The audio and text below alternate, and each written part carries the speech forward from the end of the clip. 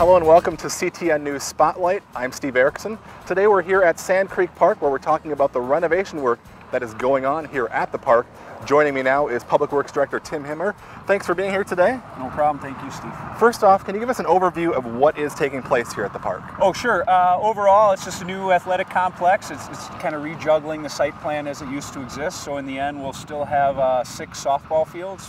They're expanded to 300 feet fences, so we're going from 280 to 300. So we'll have 6 new fields, 2 lacrosse and football fields, skate park, lots of parking, and 2 or 3 play structures, a warming house, concession building, skating rinks. It's rejuggling what used to be here, just new and updated in new locations for us. All right, this work's been going on for a little bit now. What is currently taking place out here at the site? Yeah, as we speak now, it looks like they're putting the topsoil down. So the mass grading of the site has now been completed. So all the heavy machinery, this grading equipment will be wrapping up. We'll get the topsoil in.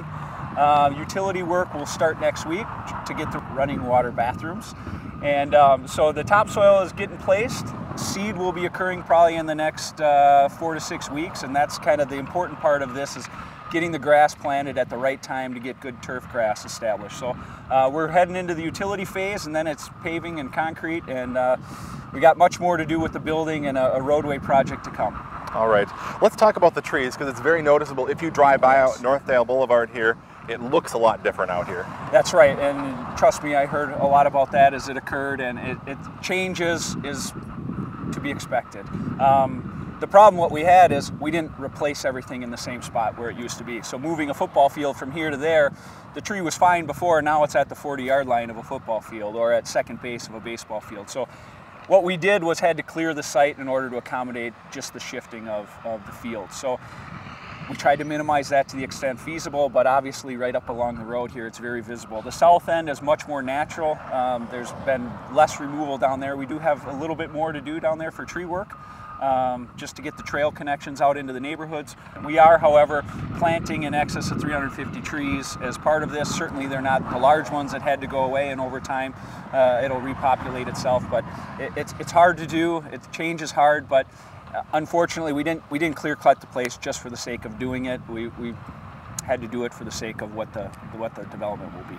Okay. Now this is at Sand Creek Park. This is one of the biggest projects that's being done as part of the park bond referendum, correct? That is correct. This is the largest park improvement as part of that referendum. How did you come up with what would be done here at the park? Well, I think we tried to get a fresh face on things, but there wasn't real demand for additional fields. It was just kind of bringing up to current standards. So just trying to separate the uses of what we did. So up close to the roadway here is more of the youth uses. So the lacrosse and the football fields are used by CRAA.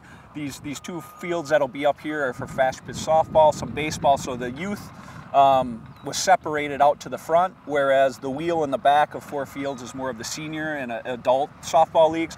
So trying to separate the uses and give people their own space, and then you got the free space down on the south end, the open space, more of a neighborhood park. So trying to divide the elements and kind of separate the uses, but not having to expand on extra fields because the demand just really wasn't there.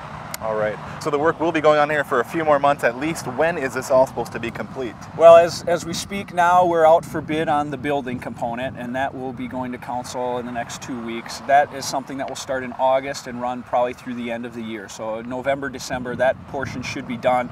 The site work here, once the turf grass is in and growing, then they'll start working on the parking lots, all the concrete pads for all the various improvements.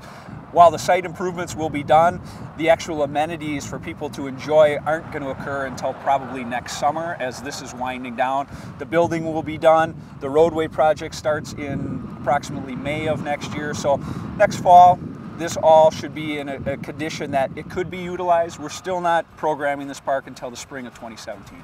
All right. We want to make sure the turf is good and we get a good product before we start tearing it up again and having some fun. All right, well, it'll be exciting to see what it looks like when it's done. We appreciate you joining us today to talk about this project. If you want more information about any of the Park Wrong referendum projects, you can go check out coonrapidsmn.gov. That's going to do it for this edition of CTN News Spotlight. Thanks for watching.